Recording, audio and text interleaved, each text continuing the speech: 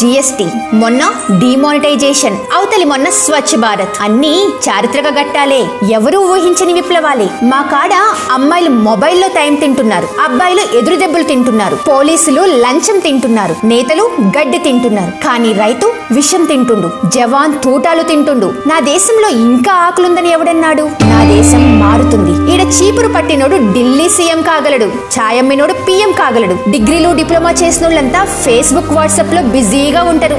ఇంకా నా దేశంలో నిరుద్యోగం ఏడుంది? నా దేశం మారుతుంది. జపాన్ వాళ్ళు 7G ట్రయల్ చేస్తున్నారు, మరి మనోళ్ళంతా 11 గ్రూపుల్లోకి ఓం నమ శివాయ పంపి ఫ్రీ రీఛార్జ్ కోసం ఎదురు చూస్తున్నారు.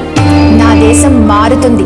మా దగ్గర అగరబత్తులు 2 రకాలు, ఒకటి దేవుడి కోసం, ఇంకొకటి దోమల కోసం. కానీ వాటి వాసనకి దేవుడు రాడు, దోమలు పోవు. నా దేశం మారుతుంది.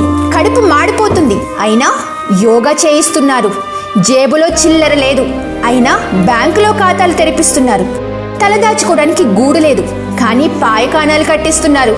ఊళ్ళల్లో కరెంటు లేదు, కానీ డిజిటల్ ఇండియా బాట పట్టిస్తున్నారు. మనం కులం కంపులో దొర్లుతున్నాం, రోడ్డు వంపుల్లో స్వచ్ఛ భారత్ అంటున్నాం. మన గోవులు హైవేల మీద చస్తున్నాయి, మనోళ్ళు గోరక్షణ కోసం చంపుతున్నారు. డాటా ధర తగ్గుతుంది, టమాటో ధర పెరుగుతుంది. ఇప్పటికైనా అర్థమైందా? నా దేశం మారుతుంది.